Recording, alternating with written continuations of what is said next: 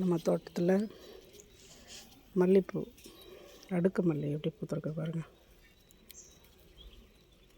இது பெரும்பாலும் பூஜைக்கு. ஏன்னா மல்லிகைப்பூ வந்து மகாலட்சுமிக்கு இந்த வாசம் ரொம்ப பிடிக்கும். இன்னொன்றும் ரோஜாப்பூ மாதிரி இருக்கும். இதெல்லாம் அடுக்கு மல்லி தான்.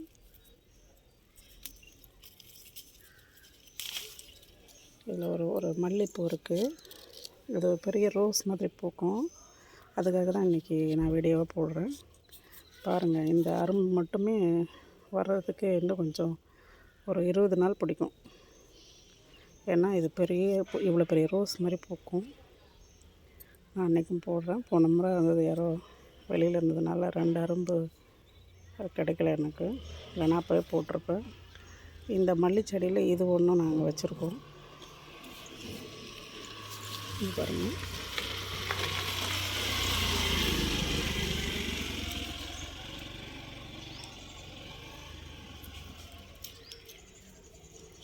இது 3 பூ ஒன்றா பூத்துருக்கு.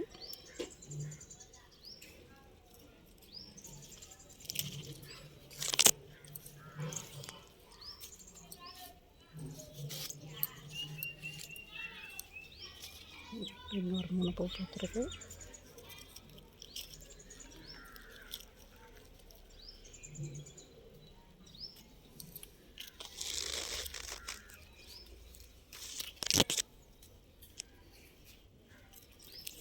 இருக்குது, ரோஸ் மாதிரியே இருக்குது. இதில் ஒத்தடுக்கும் இருக்குது. இதுக்குள்ளே நான் வெத்தலையும் வச்சுருக்கேன். இது பாருங்கள், வந்து வெளியில் பார்க்குது. மல்லிச்செடியினோட நிழல்லையே வளரும் இது.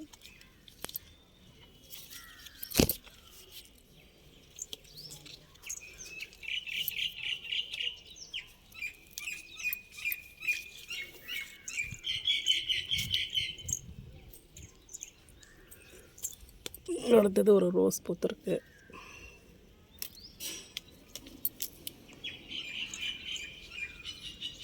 அடுத்தது செம்பருத்தி. நான் பவழமல்லி அன்றைக்கி போட்டிருந்தேன். சூடி கொடுத்த பூன்னு பேர் அதுக்கு. பாருங்கள், எவ்வளோ உயரமாக இருக்குது. இதுதான் அந்த பூ. இந்த பூவை பெரும்பாலும் கீழே உதிர்த்தி கீழே விழுந்த பிறகு அதை எடுத்து பெருமாளுக்கு சூட்டணும். அவருக்கு உகந்த பூன்னு சொல்லுவாங்க. இதுக்கு பேர் பவழமல்லின்னு சொல்லுவாங்க, சூடி கொடுத்த பூன்னு சொல்லுவாங்க. அடுத்து நம்ம வீட்டில் இன்னொரு ஸ்பெஷல் அப்படின்னா இந்த காக்கட்டான். இந்த காக்கட்டான் வந்து ரொம்ப சின்ன சின்ன திட்டமான சைஸில் தான் இருக்கும். நம்ம வீட்டில் பாருங்கள், இவ்வளோ பெருசு இருக்குது. இது வந்து பெரிய காக்கட்டான். தெரிஞ்சவங்க அவங்க வீட்டிலேருந்து வாங்கிட்டு வந்து வச்சது.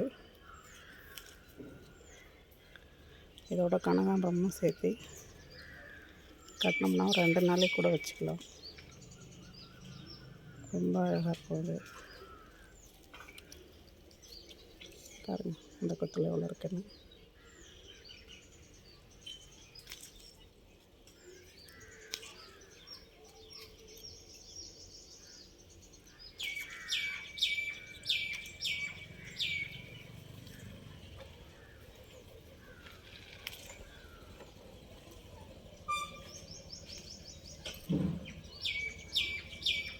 எவ்வளோ பெருசாக இருக்க போகிறது.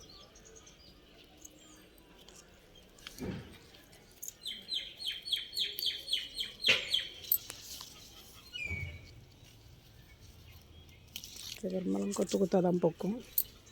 பாருங்கள், இந்த கொத்து எப்படி இருக்குது.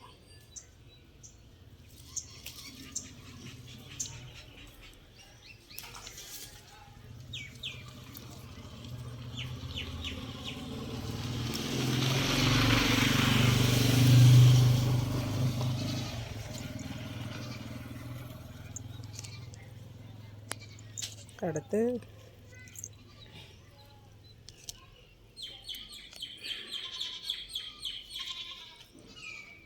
இது வந்து அரளி, செவ்வரளி.